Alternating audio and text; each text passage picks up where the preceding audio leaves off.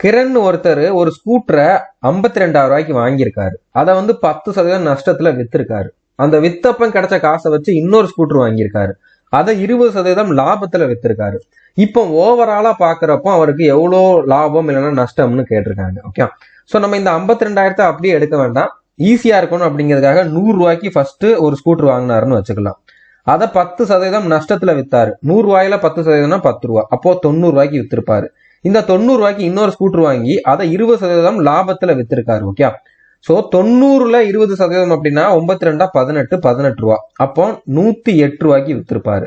So 100 ரூபாய்க்கு வாங்கி 108 ரூபாய்க்கு வித்திருக்காரு அப்படின்னா 8% லாபம். ஓகே, அது 100 ரூபாயில 8%, 52,000ல 8%. அப்போ 52,000ல 8% நம்மளுக்கான ஆன்சர். 8/100 போட்டோம்னா 2 0 கேன்சல் ஆகும். 52 × 8 போட்டீங்கன்னா 416, அடுத்து ஒரு 0, 4,160 ரூபா லாபம்.